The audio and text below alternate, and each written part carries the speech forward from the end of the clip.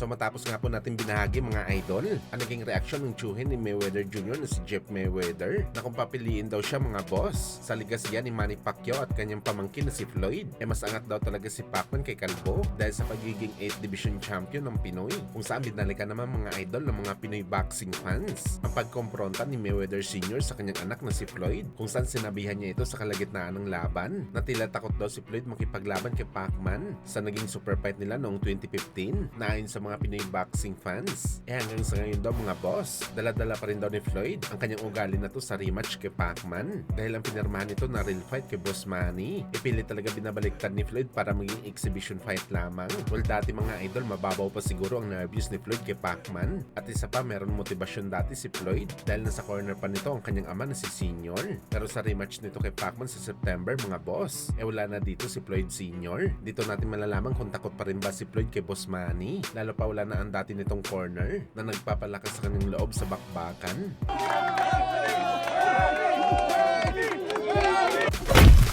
Samantala marami nga po ng mga Pinoy boxing fans ang nababahala sa angas ng Pinas General Casimero dahil matapos mapospon ang laban nito kontra kay Luis Nery at wala pang announcement sa bagong fight date nila, makikita mga idol, nagbakasyon pa ito mga idol at nilantakan ng buong lechon na para sa mga Pinoy boxing fans. Hindi talaga ito maganda para kay Alas na palaging may problema sa timbangan, lalo pa hindi sa featherweight division ang kanilang laban ni Luis Nery, kundi sa 122 pounds sa WBA title. Well, sa totoo lang mga boss, hindi naman natin masisisi ang mga fans na punain ang ginagawa ni Casimero, lalo pa sa kanyang kinakain mga boss dahil palagi nga itong sablay sa weigh-in. Pero isipin din natin mga idol na merong cheat day din si Casimero. Pwede ito kumain kahit ano mga idol basta hindi lang sobra. At malaki naman ang tiwala natin mga boss na hindi talaga gagawa ang team Casimero ng kapalpakan, lalo pa ngayon na importante ang laban nito kontra kay Luis Nery. Huling tsansa na kasi ito ni Alas para maibalik nito ang kanyang pangalan sa top boxer kapag nanalo ito sa bakbakan kontra sa Meksikano.